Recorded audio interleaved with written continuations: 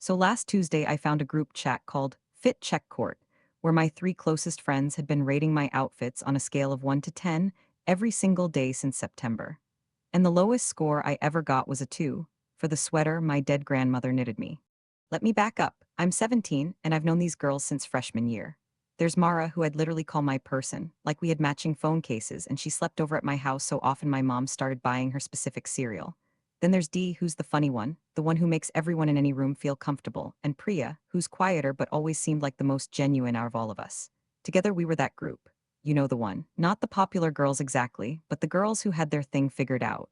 We sat together at lunch every day, had a rotation for who drove to school, and did this thing every Sunday night where we'd FaceTime and plan our outfits for the week. That's important. Remember that detail. Because the Sunday night outfit calls were literally where I thought we were all hyping each other up. Mara would hold up two tops and I'd help her pick. Priya would ask if her new jeans looked weird, and we'd all say she looked amazing. It felt like the safest part of my week, honestly. Fashion has always been my thing in a way that's maybe a little different from most people. I don't follow trends that hard. I thrift a lot. I wear stuff that's kind of loud, vintage prints, weird color combos, oversized everything. My style is not for everyone, and I've always known that, but I thought it was for them. I thought they loved it. Mara used to say I was the only person she knew who could make an ugly sweater look intentional. I took that as a compliment. I think it was one at the time. Or maybe it never was, and I just couldn't hear the other thing underneath it. Here's how I found out.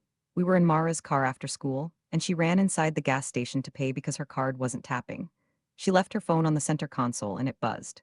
I wasn't trying to snoop. I genuinely was not. But the notification was right there on the lock screen, and it said desend a message to Fit Check Court, and the preview read, "Okay, today's look is giving haunted scarecrow, I'm sorry, El Mao," with a crying, laughing face. And my stomach just dropped because I was wearing a patchwork corduroy jacket I'd found at Goodwill, and I had been so excited about it that morning. I picked up the phone. I know I shouldn't have, but I did. Her Face ID obviously didn't unlock it, but the notification preview was long enough for me to see the next message from Priya that said 4 out of 10, generous because the boots saved it. I put the phone down. Mara came back and I didn't say anything. I sat in that car for the entire drive home making normal conversation while my hands were shaking in my lap. That night I couldn't sleep, so I did something I'm not proud of. I knew Mara's iCloud password because she'd given it to me once when we were downloading photos from a trip. I logged in, and I found the chat. It went back 5 months. 5 months of daily ratings. 5 months of screenshots of my outfits taken without me knowing, some from our Sunday FaceTime calls. They had inside jokes about specific pieces I owned.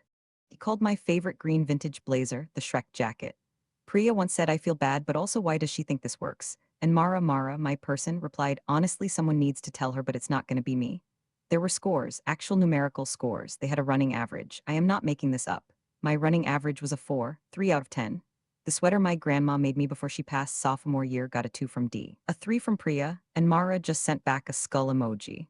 That one made me cry so hard I had to put my hand over my mouth so my mom wouldn't hear. And here's the thing that messed me up the most. Mixed in with all of this, on the same days they were rating me, they were also texting the main group chat telling me I looked cute. The exact same day Dee called my jacket Haunted Scarecrow, she had texted me personally and said, "You're literally serving today." Two-Face doesn't even begin to cover it. I sat with it for 3 days. 3 days of going to school, sitting at our lunch table, and performing like everything was normal while I studied their faces for any sign of what was happening underneath. On Friday, I couldn't take it anymore. I pulled Mara aside after last period and I just said it. I said I know about Fit Check Court. And the look on her face, it was like watching someone's soul leave their body. She went completely white. She didn't deny it. She didn't even try. She just said, "How did you find out?" Not "I'm sorry." Not "let me explain." "How did you find out?" Like the problem was that I knew, not what they'd done. I told her I saw the notification and then yes, I logged into her iCloud password, and that's when she got upset.